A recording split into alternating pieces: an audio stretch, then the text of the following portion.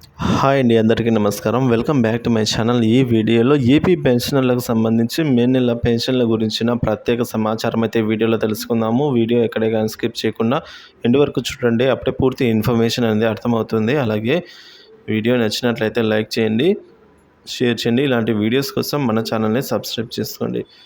ఇక విషయానికి వచ్చినట్లయితే ఏపీ పెన్షనర్లకు సంబంధించి అతి ముఖ్యమైన సమాచారం ఏంటంటే, ఏపీ పెన్షనర్లందరికీ కూడా ప్రతి సంవత్సరం ఎవరైతే అడ్వాన్స్ ట్యాక్స్ పరిధిలోకి వస్తారో వారందరికీ కూడా అడ్వాన్స్ ట్యాక్స్ అనేది పడుతుందండి. వారందరూ ప్రతి నెల అడ్వాన్స్ ట్యాక్స్ అనేది డిడక్ట్ చేయవలసి ఉంటుంది. అయితే స్టాండర్డ్ డిడక్షన్స్ 50,000 రూపాయలను తీసివేయగా మిగిలిన ఆదాయం 7 లక్షల రూపాయలు దాటిన వారికి మే నెల పెన్షన్ నుంచి, అనగా జూన్ 1వ తేదీన తీసుకునే పెన్షన్లో అయితే 10 సమాన వాయిదాల్లో అనగా ఫిబ్రవరి వరకు ఈ అడ్వాన్స్ ట్యాక్స్ అనేది డిడక్ట్ చేయడం జరుగుతుంది. అయితే మనకు పాత మరియు కొత్త ఇన్కమ్ ట్యాక్స్ రెజ్యూమ్లు అయితే ఉన్నాయండి. పాత పద్ధతి, కొత్త పద్ధతి అంటారు. అయితే పెన్షనర్లందరికీ కామన్గా కొత్త ఇన్కమ్ ట్యాక్స్ పద్ధతి అనేది డిఫాల్ట్గా అమలు చేయడం జరుగుతుంది. అయితే ఒకవేళ ఎవరైనా పాత పద్ధతిలో ఇన్కమ్ ట్యాక్స్ డిడక్షన్ అమలు చేయాలనుకున్న వారు ఎవరైనా ఉంటే అటువంటి వారందరూ కూడా ఎస్టీఓ గారికి రాతపూర్వకంగా తెలియజేస్తే వారికి ఏ పద్ధతి కావాలో అదైతే ఓల్డ్ రెజ్యూమ్ అయితే ఓల్డ్లోకి అయితే కన్వర్ట్ చేస్తారు. అయితే ఇప్పుడు ఏపీ పెన్షన్లకు సంబంధించిన పే స్లిప్స్ నిన్న రాత్రి నుంచి డౌన్లోడ్ అవుతున్నాయండి.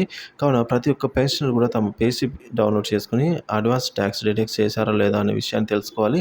పెన్షనర్స్ నుంచి ఇన్కమ్ ట్యాక్స్ రికవరీ ఈ ఆర్థిక సంవత్సరంలో కూడా ఇప్పటి వరకు ఒక్కో ట్రెజరీ విధానం పాటిస్తుందండి. కొందరు మార్చి నెల నుంచి ఈ డిడక్షన్ అనేది అడ్వాన్స్ ట్యాక్స్ పే చేస్తూ ఉండగా మరికొందరు ఏప్రిల్ నెల నుంచి పే చేస్తున్నారు. ఇప్పుడు మే నెల నుంచి కూడా కొందరు మొదలుపెట్టారు. ఇంకా కొందరు అయితే ప్రారంభించనే లేదు. కానీ ట్రెజరీ శాఖ వారు తప్పక అందరూ కూడా రాష్ట్ర వ్యాప్తంగా ఒకేసారి ట్యాక్స్ పే అనేది ఒకేసారి అయితే మొదలు పెట్టాలి అనే చర్యలు తీసుకోవాలని అయితే కోరడం జరిగిందండి. ఎందుకంటే ఒక్కోసారి అడ్వాన్స్ ట్యాక్స్ పడని వారు ఈ విధంగా